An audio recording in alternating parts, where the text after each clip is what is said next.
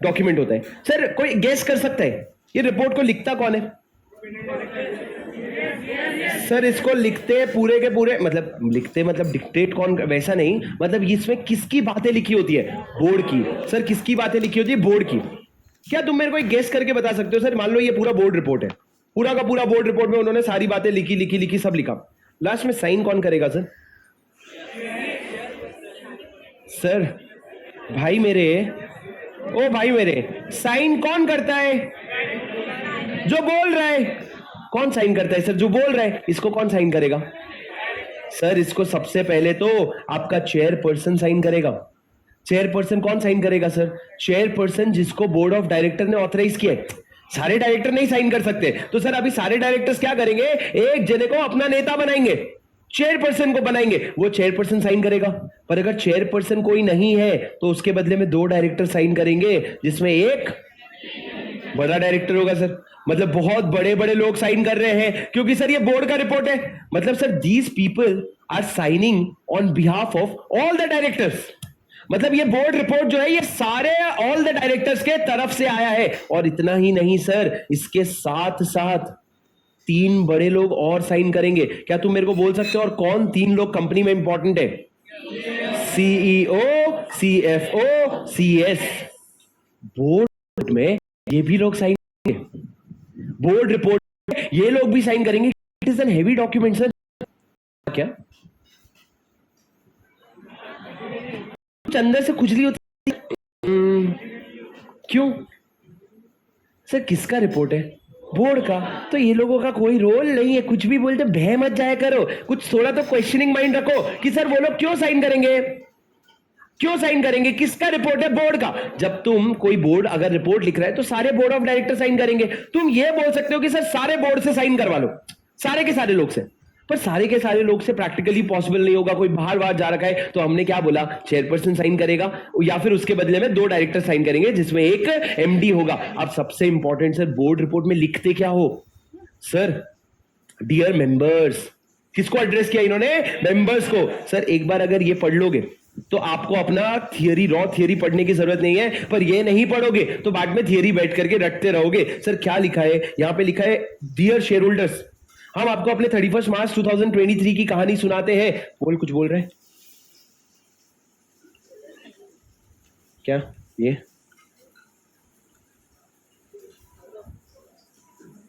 सौरभ, हाँ भाई बात कर लो तुम लोग।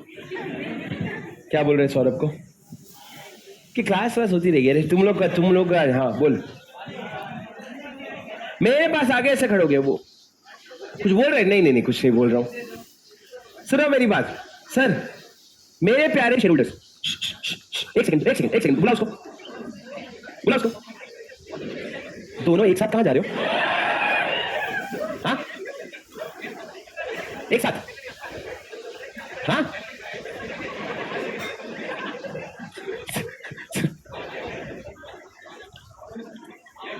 एक घंटा वेट कर सकते हैं? कर सकते हो? नहीं? हाँ तो ऊपर बात मेरे को दोनों नहीं वेट कर सकते एक साथ? तुम मेरे एक साथ पानी पीते हो क्या एक ही ग्लास में? अरे आना, कैसे कर रहा है?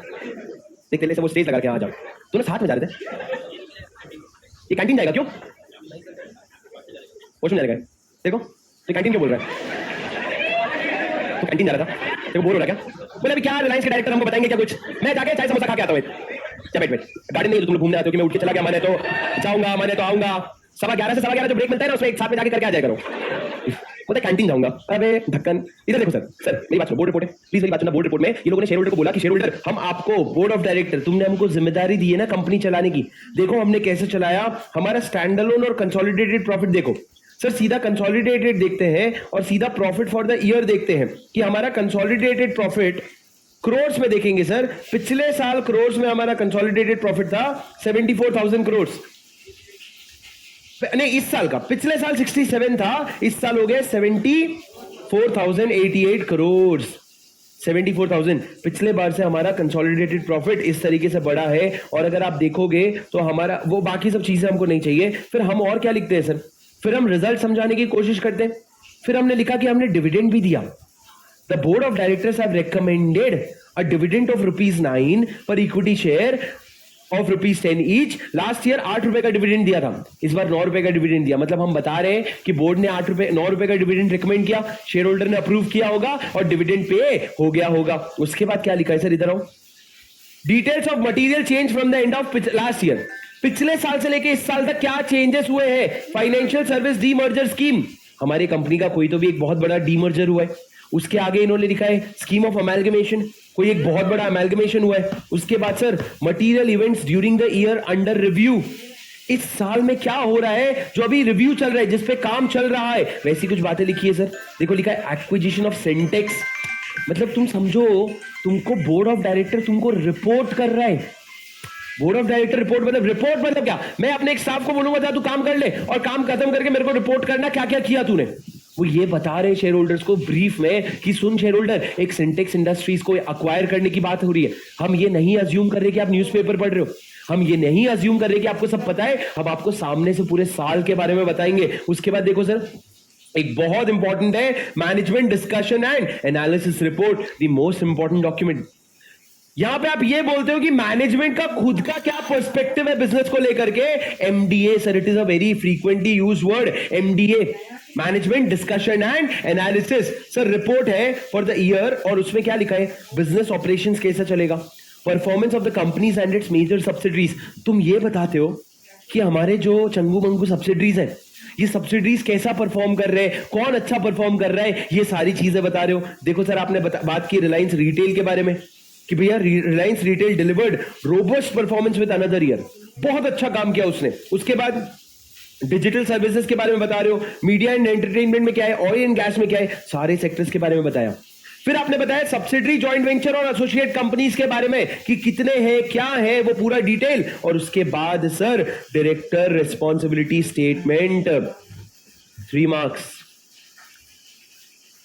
इसको हम बोलते हैं डीआरएस, धोनी रिव्यू सिस्टम नहीं, डीआरएस मतलब directors responsibility statement. Sir board of director अपना रिपोर्ट बना रहे हैं, उसमें लिख रहा है डायरेक्टर रिस्पॉन्सिबिलिटी स्टेटमेंट, क्या लिखेगा सर उसमें, एक गेस करो ना, वो क्या लिखेगा, डायरेक्टर्स रिस्पॉन्सिबिलिटी मतलब मेरी जिम्मेदारी क्या है। सर मेरे को बताओ क्या जिम्मेदारी है, मैं आपको हल्के में बताऊं, इधर देखो सर, बुक्स ऑफ अकाउंट्स को किसके हिसाब से बनाना होता है, अकाउंटिंग स्टैंडर्ड के हिसाब से। बुक्स ऑफ अकाउंट्स को अकाउंटिंग स्टैंडर्ड के हिसाब से बनाने की जिम्मेदारी किसकी, डायरेक्टर्स की। तो डायरेक्टर बोलेगा मैं अपनी जिम्मेदारी कबूल करता हूं, मेरी सबसे पहली जिम्मेदारी है अकाउंटिंग स्टैंडर्ड फॉलो करना। दूसरा sir what are accounting policies, हाँ ऐसे मत देखो यार, AS1 हो गया क्या, ओ फिर भी यार अकाउंटिंग पॉलिसीज तो सुने होगे, नाम सुना है, ध्यान नहीं लगाया कभी, क्या होता है सर अकाउंटिंग पॉलिसीज क्या होती है। अकाउंटिंग पॉलिसी मतलब जैसे कि for example inventory is valued at cost और NRV whichever is lower, this is a policy, this is a policy. अब मेरी कंपनी के पास पॉलिसी है, मान लो सर अकाउंटिंग स्टैंडर्ड ये ऑप्शनल देता है कि फोर्स करता है, फोर्स करता है कि भैया कॉस्ट और NRV, तेरे पास ऑप्शन नहीं है तो तूने अकाउंटिंग स्टैंडर्ड को कंप्लाई किया और तूने कॉस्ट और NRV whichever is lower लगा दिया। अब सर अकाउंटिंग स्टैंडर्ड एक और ऑप्शन देता है डेप्रिसिएशन का, क्या SLM मेथड या WDV मेथड। सर अगर तुम SLM लगाओ या WDV लगाओ, किसकी मर्जी, कंपनी की। एक बार तूने पॉलिसी बनाना है कि मैं SLM लगाऊंगा या मैं WDV लगाऊंगा, एक बार जो तूने पॉलिसी बना ली, तू उस पॉलिसी को कंसिस्टेंटली फॉलो करेगा, तू उस पॉलिसी को कंसिस्टेंटली फॉलो करेगा। कंसिस्टेंटली फॉलो करने की जिम्मेदारी किसकी, बोर्ड की। शेयर होल्डर ये सब चेक नहीं करेंगे, डायरेक्टर बोल रहे हैं शेयर होल्डर तुम चिंता मत करो, अकाउंटिंग स्टैंडर्ड फॉलो करना मेरी जिम्मेदारी, अकाउंटिंग पॉलिसी को कंसिस्टेंटली फॉलो करना मेरी जिम्मेदारी। तीसरी चीज सर एक बात देखो, इधर देखो सर, आपको पता है कंपनी अगर रिलायंस इंडस्ट्री है, क्या रिलायंस इंडस्ट्री अपने नाम पे कुछ गाड़ियां वगैरह खरीदती है। हाँ सर, जो मुकेश अंबानी के आगे 18 पीछे 18 गाड़ियां चलती है, मुकेश अंबानी का थोड़ा सारा रिलायंस का है, वो गाड़ी रिलायंस के नाम पे है। तो क्या रिलायंस उस गाड़ी को रोज धोएगा, साफ करेगा, ड्राइवर आएगा, सर उसको मैनेज कौन करेगा, कंपनी के डायरेक्टर्स। तो डायरेक्टर्स कहते हैं सुनो, कंपनी के जितने भी असेट्स है ना उसका ध्यान रखना किसकी जिम्मेदारी, मेरी। कंपनी के सारे असेट्स का ध्यान रखना मेरी जिम्मेदारी, safeguarding of assets, safeguarding of asset, safeguarding मतलब असेट का ध्यान रखना। दूसरा सर कंपनी में फ्रॉड ना हो, वो किसकी जिम्मेदारी, मेरी जिम्मेदारी। मतलब डायरेक्टर अपनी जिम्मेदारी कबूल कर रहे, हमें कबूल है, कबूल है, कबूल है। क्या है एक बार ध्यान से पढ़ो। पहला, your director states that in the preparation of annual accounts the applicable accounting standard is complied with. किसकी जिम्मेदारी? हमारी। पॉइंट नंबर 2 पढ़ो। The directors have selected such accounting policies and applied them consistently and made judgments. Sir जब भी accounting policy की बात आएगी ना, 2 कीवर्ड आता है। एक होता है कंसिस्टेंसी और एक होता है जजमेंट। सर जजमेंट क्या? डेप्रीशिएशन। ओए हेलो हेलो सर, डेप्रीशिएशन में एसएलएम मेथड लगाने के लिए जजमेंट लेना पड़ता है। किस चीज का? यूजफुल लाइफ ऑफ असेट का। अबे डेप्रीशिएशन पढ़ लिया क्या? कौन सा एस? फाउंडेशन एस में नहीं पढ़े हो? फिक्स एसेट नहीं हुआ अभी तक? ठीक है, बीच में बोले तो हो गया 60। 2 दिन हुआ सर। कोई बात नहीं, कोई बात नहीं, सुनो। अबे फाउंडेशन है ना, डायरेक्ट एंट्री भी होता है, डेप्रिसिएशन क्या आपको यूजफुल लाइफ ऑफ एसेट चाहिए होता है। It is an estimate sir, it is a judgement. आज मेरा फोन का यूजफुल लाइफ मेरे लिए 5 साल भी हो सकता है, 2 साल भी हो सकता है। तो 5 साल या 2 साल कैसे जजमेंट लगाओगे? It is a judgement. वो जजमेंट जो तुमने जो भी लगाया है वो तुमने ढंग से लगाया है और कंसिस्टेंटली अप्लाई किया है। ये किसकी जिम्मेदारी? डायरेक्टर की। तीसरा, the director have taken proper and sufficient care. उन्होंने ध्यान रखा किसका? ऑफ, सबसे पहला, maintenance of adequate accounting records with the provision of this act for safeguarding of the assets, पहला safeguarding of assets of the company and for preventing of detecting of fraud। मतलब उन्होंने बोला फ्रॉड को भी संभाल लेंगे हम और सेफगार्ड्स का भी ध्यान रख लेंगे, उसके लिए हमने प्रॉपर और सफिशिएंट केयर किया है। सर पहला क्या था? एएस। दूसरा क्या था? एपी। तीसरा क्या है? केयर। हमने प्रॉपर्ली ध्यान रखा है। चौथा पढ़ो sir. The directors have prepared the annual accounts on a going concern basis। अरे हाँ कि नहीं? तुम्हारा going concern होता है तो तुम going concern basis पे बनाओ। Next, the directors have laid down internal financial controls। क्या होता है सर? कंपनी में प्रोसेस सेट करना किसकी जिम्मेदारी? डायरेक्टर्स की। तो डायरेक्टर्स बोल रहे हैं हमको हमारा काम पता है, हमने इंटरनल फाइनेंशियल कंट्रोल एस्टैब्लिश कर दिया है to be followed by the company and that's sir. एक चीज होता है कंट्रोल बनाना और एक चीज होता है कंट्रोल अप्लाई होना। मतलब मैंने आज प्रोसेस सेट कर दिया कि पहले तेरे पास जाएगा, फिर तेरे पास जाएगा, फिर तेरे पास जाएगा, फिर पेमेंट होगा। लेकिन मैंने बोला यार अभी टाइम है, अभी इतना लंबा समय नहीं लगा सकते, एक काम कर तू डायरेक्ट पेमेंट कर दे। सर मैंने कंट्रोल डिजाइन तो कर लिया है पर वो ऑपरेट नहीं कर रहा है। मैंने स्टेप्स बना तो दिए हैं पर वो ऑपरेट नहीं कर रहा है, तो चलेगा क्या? नहीं सर, आपको डिजाइन भी करना पड़ेगा और उसको ऑपरेशन में भी लगाना पड़ेगा। जब भी कंट्रोल की बात आती है ना, 2 कीवर्ड्स आते हैं राजा। सबसे पहला, that such controls are adequate and are operating effectively. Adequate है और ऑपरेटिंग इफेक्टिवली है। एडिक्वेट मतलब सफिशिएंट है, मतलब ये जो तूने कंट्रोल लगाया है ना, इससे सारा प्रोसेस सेट हो जाएगा। और उसके बाद क्या लिखा है? एंड ऑपरेटिंग इफेक्टिवली, मतलब काम पे लगाए। राजा ये सब तुम्हारा ऑडिट के जोन में पूरा जा रहा है। ये पूरा ऑडिट का लहर है, ये पूरा ऑडिट का प्रोविजंस है जो दिन रात आपके ऑडिट में यही होता है। Your audit is all about internal control design. ये कीवर्ड्स तुम्हारे लेना बहुत बेसिक्स हो जाएंगे कि audit internal control is adequate operating effective, adequate operating effectively. It is very basics to your audit. और लास्ट पॉइंट सर, ये पॉइंट क्या हो गया आपका? Internal control. ठीक है। और लास्ट पॉइंट क्या है? The directors have devise. Sir क्या होता है? आप इंडिया में एक कंपनी बनाते हो ना राजा, सीधा बैठो, सब लोग सीधा बैठो, एवरीवन सिट स्ट्रेट। सर जब आप ध्यान से सुनना, इंडिया में जब कंपनी बनाते हो ना, आपको 18-19 एक्ट एक साथ एप्लीकेबल हो जाते हैं। अब सारे एक्ट का कंप्लायंस हो, ये कैसे होगा? सर उसके लिए आपको एक सिस्टम डिजाइन करना पड़ेगा। वापस से आपने सिस्टम बनाया, कंट्रोल बनाया, it should be adequate and it should be operating effectively. तो डायरेक्टर बोल रहा है that the directors have devised a proper system to ensure compliance with all the applicable laws and that system are adequate and operating effectively। Sir आपके exam में question आता है कि DRS में कौन से पॉइंट्स मेंशन करते हो? आप लिखोगे कि अकाउंटिंग स्टैंडर्ड से कंप्लायंस हो रहा है, अकाउंटिंग पॉलिसीज कंसिस्टेंटली अप्लाई हो रही है और जजमेंट जो लिया गया है वो प्रॉपर्ली लिया गया है। उसके बाद आप केयर कर रहे हो अकाउंटिंग में कि आपके सारे असेट सेफगार्ड हैं और फ्रॉड को आप डिटेक्ट करके प्रिवेंट कर रहे हो कि हम फ्रॉड को पहले ही प्रिवेंट कर देंगे। उसके बाद आपने बोला गोइंग कंसर्न के हिसाब से अकाउंट्स बना है। उसके बाद आपने बोला हमारा internal control, internal financial control जो है वो एडिक्वेट है और ऑपरेटिंग इफेक्टिवली है। इसको बोलते हैं आईएफसी, इंटरनल फाइनेंशियल कंट्रोल। और उसके बाद आप ये कहते हो कि राजा हमारा जो लॉ से रिलेटेड कंप्लायंसेस होंगे ना, उसके लिए हमने सिस्टम बनाया है, वो भी एडिक्वेट और ऑपरेटिंग इफेक्टिवली है। ये भी एडिक्वेट, ये भी ऑपरेटिंग इफेक्टिवली। सर मतलब सुनो, बेसिकली सर अगर एक कंपनी में गोइंग कंसर्न, याद देख लो भैया ध्यान से, ओ भैया, अगर एक कंपनी में गोइंग कंसर्न एक इशू है तो प्रॉब्लम है। गोइंग कंसर्न एक इशू होना मतलब क्या? मतलब मेरी कंपनी का गोइंग कंसर्न नहीं, मतलब मेरी कंपनी डूबने वाली है, तो ये तो एक प्रॉब्लम है, प्रॉब्लम को सॉल्व करना पड़ेगा। सर सुनो, अगर आप एएसएपी केयर कर लोगे ना, एएसएपी मतलब एज सुन एज पॉसिबल, जल्द से जल्द अगर आप ध्यान रख लोगे ना, तो आपका गोइंग कंसर्न जो है वो कंट्रोल हो सकता है, और वो भी लीगली। क्या बोला मैंने?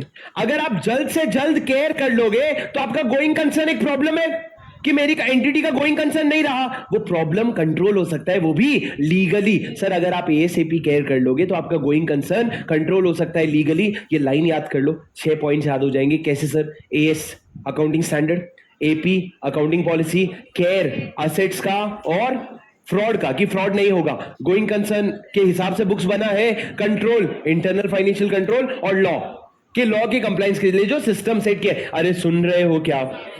अरे are you getting my point? 6 points as it is आपके यहां पे लिखा हुआ है, जो आप लोगों ने याद करना है। ASAP care, going concern control हो जाएगा लीगली। अरे समझे क्या? उसके बाद सर इन्होंने सीएसआर के बारे में भी बताया है, बोर्ड रिपोर्ट में सीएसआर के बारे में बताया है। The company has focused on several CSR program under the leadership of Nita Ambani, founder of Reliance Foundation, have touched the lives of more than 6.95 crore people. Good thing sir, I think it is a very good move. मतलब ये तुम नहीं force करते ना तो ये लोग इतना दान खर्चा नहीं करते, और इससे सर जिसका भला हो रहा है उसी को पता चले। जिसके यहाँ पे उन्होंने जा करके फ्री की स्कूलिंग चालू कर दी, जो बच्चों के पास पैसे नहीं है वो स्कूल जा पा रहे, it is a big deal for them. तो ये जो लोगों का भला हो रहा है उनको ये फील आ रही है, but this is a very good thing to happen sir as per CSR policy. The company continues, जो भी लिखा है भैया, द कंपनी किस किस में, rural transformation, health, education, sports, women empowerment, disaster management, arts, culture, heritage and environment, the 3 core commitment of scale, impact and sustainability. ठीक है। इन्होंने अमाउंट नहीं लिखा है सर। द सीएसआर कमिटी को बहुत सारे रिवॉर्ड्स मिले, सीएसआर पॉलिसीज फॉर्मुलेटेड बाय, ठीक है, कुछ है। During the year under review the company spend 744 crore of the average net profit of the preceding 3 financial year. कितना खर्च किया? 744 करोड़ खर्च किया, और एक एनुअल रिपोर्ट बना रखा है सीएसआर का। तुमको पता है ये रिपोर्ट बनाना पड़ता है, तुमने लिखा है पॉइंट नंबर 9 या 10 में कि एक एनुअल रिपोर्ट ऑन सीएसआर बनता है। बस सर इंटरनल फाइनेंशियल कंट्रोल के बारे में थोड़ा सा लिखा है, लिखते ही जा रहे हैं भाई, लिखते ही जा रहे हैं सर। सब आपको जो भी कंपनीज में, सर आधी चीजें मैं एक बात बताऊं, मन से नहीं लिख रहे, आधी चीजें बाई फोर्स लिख रहे हैं। थोड़ा सा कंपनीज एक्ट बोल देता है, बाकी बचा हुआ सेबी बोल देता है, और सर लास्ट में साइन कौन किया? Mukesh D Ambani, chairman and managing director. Sir chairman ने साइन कर दिया और किसी के साइन की जरूरत नहीं है, नहीं साइन करेगा, 2 डायरेक्टर साइन करते जिसमें एक एमडी होता। सर मैं आपको बताया था कि चेयरमैन और एमडी का, मैंने आपको शुरू में बताया था क्या? पहले के जमाने में चेयरमैन और मैनेजिंग डायरेक्टर एक ही बंदा हो सकता था। अचानक से लॉ आया कि चेयरमैन और मैनेजिंग डायरेक्टर एक बंदा नहीं हो सकता, अलग अलग लोग हो सकते हैं। पर मुकेश अंबानी तो दोनों था। तो मुकेश अंबानी ने बोला अरे मोदी जी कैसी बातें कर रहे हो आप? तो मोदी जी ने अगली बार बातें बदल दी कि जो बहुत बड़े बड़े कंपनीज होते हैं जिनका नेटवर्थ हजारों करोड़ से ज्यादा होता है, टर्नओवर हजारों करोड़ से ज्यादा होता है, उनमें एक बंदा मैनेजिंग डायरेक्टर और चेयरमैन हो सकते हैं, जबकि उन्हीं कंपनी को अलग अलग करने की जरूरत थी। पर हमने वाला भाई ने बोला करने का तो करने का। तो सर यहां पे आपका एक होता है वोट बैंक, एक होता है मनी बैंक। वोट बैंक से तो भी कभी कभी पंगा ले, मनी बैंक से पंगा लोगे तो इलेक्शन कैसे लड़ोगे मालिक? तो क्या बोले वापस से Mukesh D Ambani restored as the chairman and managing director of the Reliance Industries. चलो सर आगे बढ़ो, इधर देखो राजा। सर अभी तक जो आपने पढ़ा वो बोर्ड रिपोर्ट था, ये फाइनेंशियल स्टेटमेंट है जिसमें सबसे पहले क्या आता है? ऑडिटर का रिपोर्ट, फिर बैलेंस शीट, पीएनएल, सोकी, कैश फ्लो और नोट्स टू फाइनेंशियल स्टेटमेंट। ये क्या हो गया सर? ये आपका फाइनेंशियल स्टेटमेंट हो गया। अरे सर पर इनको कैश फ्लो तो बनाने की जरूरत नहीं थी ना, ये तुमको स्मॉल कंपनी लगती है। हाँ सर इसको सब बनाने की जरूरत थी और साथ में ऑडिटर रिपोर्ट बनाया, पर ऊपर क्या लिखा है? स्टैंड अलोन, जिसको हम अपने लीगल वर्ड्स में क्या बोलते हैं? सेपरेट। हम इसको जब अकाउंटिंग स्टैंडर्ड में बोलते हैं तो हम इसको स्टैंड अलोन की जगह सेपरेट फाइनेंशियल स्टेटमेंट बोलते हैं। और आगे देखो सर, एक और चीज क्या बना रखा है, कंसोलिडेटेड, सेम चीज है सर। मजे की बात देखो, ऑडिटर का रिपोर्ट स्टैंड अलोन पे भी है, कंसोलिडेटेड पे भी है, दोनों पे रिपोर्ट है। और उसके बाद आगे चलो सर, सर ऑडिटर का रिपोर्ट जरा इधर देखो सर, ऑडिटर का रिपोर्ट कौन साइन करता है सर? सर अभिजीत दामले, ये अभी भी ऑडिट कर रहा है।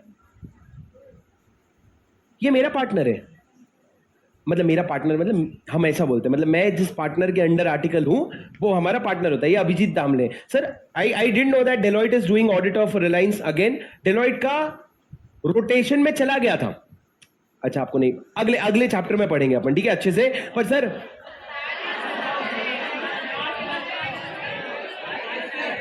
वो तो मैंने हल्के में बताया, तुमको रोटेशन कहां बताया अभी तक? तुमको 5+5 बताया ना, तुमको रोटेशन नहीं बताया। रोटेशन अगले चैप्टर में पढ़ेंगे। रोटेशन मैंने ये बताया था क्या कि डेलॉइट 2016 में डेलॉइट जो सबसे लार्जेस्ट ऑडिट फर्म थी इंडिया की सबसे लार्जेस्ट, इंडिया की वर्ल्ड की सबसे लार्जेस्ट फर्म थी, वो अचानक से 2016 में 4th पोजीशन में आ गई। और केपीएमजी जो 4th पोजीशन में था वो अचानक से 1st पोजीशन में आ गया, just because of changes in law. सिर्फ लॉ बदलने की वजह से, कुछ भी उनकी कोई गलती नहीं है, सिर्फ लॉ ऐसा बदला कि पहला वाला चौथे पे आ गया, चौथा वाला पहले पे आ गया। क्या हुआ वो मैं आपको अलग से बताऊंगा। सर अभिजीत दामले है, ये क्या करते हैं, मतलब अगले चैप्टर का पार्ट, अपना पहले दिन का, मतलब कल जब हम शुरू करेंगे तो पहले दिन में कल ये डिस्कशन हो जाएगा। सर ये क्या हो गया, डेलॉइट हो गया। पर एक चीज देखो, एक और जना है, वो चतुर्वेदी शाह एलएलपी, एक और ऑडिटर है चतुर्वेदी शाह, जिसमें से संदेश लड्डा जी साइन कर रहे हैं। मेरे को एक बात समझ नहीं आया, दो ऑडिटर सब्सिडरी का नहीं सर, दो ऑडिटर कैसे? इंटरनल ऑडिटर नहीं सर, ये इंडिपेंडेंट ऑडिटर्स रिपोर्ट है, ये स्टैट्यूटरी ऑडिटर का रिपोर्ट है। दो ऑडिटर कैसे साइन कर रहे हैं? इनको कहते हैं जॉइंट ऑडिटर्स। क्या कहते हैं? Joint auditor. सुनना मेरी बात ध्यान से सर, जॉइंट ऑडिटर एक प्रिकॉशनरी स्टेप होता है जिससे कंपनी का फ्रॉड पकड़ में आ जाए। आज समझना, तुम लोग रिलायंस के मेंबर्स हो, मैं रिलायंस का मालिक, और यहां पे डेलॉइट का ऑडिटर है जो अभिजीत दामले, जो अभिजीत दामले सर है, वो क्या करेंगे, हम दोनों हैं। अब मुकेश अंबानी और अभिजीत दामले दो इंसान है भाई, कभी चले गए लंच पे, कभी बातचीत हो गई, मिलना मिलाना हो गया, तो भैया क्या हो जाएगा, दोनों में इंडिपेंडेंस खत्म हो जाएगा। अब अगर मुकेश अंबानी को थोड़ा सा फ्रॉड करना है तो वो अभिजीत दामले को कंट्रोल में ले सकते हैं। बहुत बड़ा आदमी है, पर ये भी तो बहुत बड़ा आदमी है ना, इससे बड़ा आदमी थोड़ी है। तो कितने में जाएगा? 10 नहीं तो 100 करोड़ में जाएगा तो सही ना। अब इसको प्रिवेंट करने का एक और तरीका है शेयर होल्डर्स का। शेयर होल्डर्स बोलेंगे सुनो, डेलॉइट के साथ साथ हमको एक छोटा ऑडिटर भी चाहिए। डेलॉइट बहुत बड़ी ऑडिटर हो गई, हमको एक छोटा ऑडिटर भी चाहिए। मजा क्या आएगा सर, एक साल यानी कि 2024 में डेलॉइट जो है वो असेट्स को और इनकम का ऑडिट करेगी, और जो चतुर्वेदी एंड शाह है वो लायबिलिटी का और एक्सपेंसेस का ऑडिट करेगी। अगले साल अक्षय कुमार वाला समझ रहे हो, अगले साल डेलॉइट क्या करेगा, लायबिलिटीज का और एक्सपेंस का ऑडिट, और चतुर्वेदी शाह करेगा असेट्स और इनकम का ऑडिट। इससे होगा क्या सर, अगर इसने कोई फ्रॉड करने की कोशिश की थी वो यहां पकड़े जाएगा, इसने फ्रॉड यहां पकड़े जाएगा। तो सर ये तरीके से क्या होता है, एक तो तुम्हारा काम बढ़ता है ऑडिटर का, चलेगा, तुमको फीस दे देंगे, फीस की चिंता नहीं, तुमको तुम्हारा फीस मिल जाएगा, तुम लोग ऑडिट करो अच्छे से। सर इसको कहते हैं जॉइंट ऑडिटर का कॉन्सेप्ट। आपका जो कंपनीज एक्ट है वो फोर्स नहीं करता joint auditor, it doesn't force joint auditor on you, but कौन मानता है पता है, शेयर होल्डर्स, कि हमको जॉइंट ऑडिटर चाहिए, और भाई ने वाला करने का तो करने का। सर इसलिए दो ऑडिटर है, कौन कौन, एक डेलॉइट और एक चतुर्वेदी। और दोनों में ध्यान रखना मेरी बात सुनो, हमेशा जब भी जॉइंट ऑडिटर आता है ना, दो बड़े लोग नहीं होते। एक डेलॉइट है बिग फोर, तो एक छोटा फर्म होगा, एक छोटा फर्म है तो एक बड़ा बिग फोर होगा, दो अलग अलग रेंज का ये लोग रहते हैं। एक और बात बताऊं आपको, पता है फर्म का 10 साल में टेन्योर खत्म हो जाता है। अब सर ऐसा कभी भी नहीं होना चाहिए कि 10 साल खत्म हुए और डेलॉइट भी चला गया और चतुर्वेदी एंड शाह भी चला गया, ऐसा नहीं होगा। तू जब अपॉइंटमेंट करेगा ना तो प्लानिंग इस तरीके से करना कि जिस साल डेलॉइट गया उस साल कम से कम चतुर्वेदी एंड शाह है, ताकि अगले साल वो संभाल सके, और जिस साल चतुर्वेदी एंड शाह जाए उस समय तक ये जो नया ऑडिटर आया है ना वो सेटल हो जाएगा। मतलब तुम्हारे लिए अगर तुम सोचो ना, नॉर्मल तुम्हारे एम्प्लॉइज के बारे में सोचो, एक राम एक श्याम है, अगर दोनों एम्प्लॉइज मेरे लिए इंपॉर्टेंट है, दोनों छोड़ के चले जाएंगे तो बैंड बज जाएगी ना। पर अगर श्याम के रहते रहते राम गया और एक और आया लखन, और फिर लखन जब तक सेटल हुआ उसके बाद अगर श्याम गया तो मेरे को फर्क नहीं पड़ेगा। वो तुमको मैनेज करना पड़ता है कि जॉइंट ऑडिटर कभी भी एक साथ ना चले जाए, जॉइंट ऑडिटर का अलग अलग क्या होना चाहिए, टेन्योर खत्म होना चाहिए। अरे समझे क्या आप सर, ये सब हम बहुत डिटेल में अगले चैप्टर में पढ़ने वाले। Next chapter is all about these things, ठीक है। उसके बाद सर लास्ट चीज जो मेरे को आपको दिखानी थी वो देख लो। ये आपका सर अभी तक तो ऑडिट रिपोर्ट ही चल रहा है, पर ये बैलेंस शीट साइन हुआ। मेरे को एक गेस करके बताओ कि बैलेंस शीट, फाइनेंशियल स्टेटमेंट जो है, बैलेंस शीट, पीएनएल, सीएफएस, ये सबको साइन कौन करेगा? सर सबसे पहले कौन साइन करेगा? कंपनी की तरफ से कौन साइन करेगा? बनाया किसने है सर फाइनेंशियल स्टेटमेंट? बोर्ड। बनाया तो बोर्ड ने। बोर्ड के बिहाफ में कौन साइन करेगा सर? चेयरपर्सन या फिर 2 डायरेक्टर, जिसमें एक एमडी हो। पर सर फाइनेंशियल स्टेटमेंट में सिर्फ इनका लेना देना थोड़ी है, और भी तो लोग हैं सर। आपका सीईओ, आपका सीएफओ, सीएस, उनका यहां तो लेना देना है ना। फाइनेंशियल स्टेटमेंट है भैया, तो ये तीनों साइन करेंगे और उसके बाद ऑडिटर साइन करेगा कि मैंने ऑडिट कर लिया है। ये 3 लोग साइन करेंगे सर। पहला कौन? बोर्ड। दूसरा सीईओ, सीएफओ, सीएस। मजे की बात, ये तीनों करेंगे। इन तीनों में से कोई एक नहीं, तीनों साइन करेंगे और उसके बाद ऑडिटर भी साइन करेगा। ये देखो सर, ये आपका बैलेंस शीट है, ठीक है। यहां पे देखो कौन साइन कर रहा है। पहला फॉर डेलॉइट अभिजीत तांबले, वही जो ऑडिटर है। फॉर चतुर्वेदी शाह संदेश लड्डा, ये कौन हो गए सर? ऑडिटर। उसके बाद देखो कंपनी का सीएफओ, कंपनी का सीएस और सीईओ का है सर। कंपनी का सीईओ का है सर। इस कंपनी में कोई सीईओ नहीं है, क्योंकि इस कंपनी में एमडी है ना, चेयरमैन एमडी है, तो आपको सीईओ की जरूरत नहीं है। पर अलग अलग बिजनेस के अलग अलग सीईओ है और पूरे कंपनी का सीईओ कोई भी नहीं है, वो मुकेश अंबानी है। तो यहां पे सीईओ, सीएफओ, सीएस वाला हो गया। और उसके बाद देखो sir, for on behalf of the board, इन्होंने बोला सबसे साइन करवा ले। इन्होंने ये नहीं बोला चेयरपर्सन, एक डायरेक्टर, 2 डायरेक्टर। उन्होंने बोला लॉ बोलता है बेयर मिनिमम करवा लेना। किससे? चेयरपर्सन से और 2 डायरेक्टर से। पर हम तो सारे लोगों से साइन करवाएंगे। क्यों पता है सर? जब एक बंदा है, मान लो कौन है ये, केवी चौधरी, उसका जब नाम यहां पे आ रहा है ना, साइन आ रहा है, उसकी रिस्पॉन्सिबिलिटी बढ़ती है। तो वो क्या करता है? वो ढंग से चेक करता है। तो हमने बोला सब लोग साइन कर दो। पर लॉ किसको साइन करने बोलता है? या तो एक चेयरपर्सन या 2 डायरेक्टर, जिसमें से एक एमडी होना चाहिए। अरे समझे क्या? Yes sir. आपका ये 134 खत्म हो गया। 134 खत्म हो गया। इधर आओ सर, इधर आओ।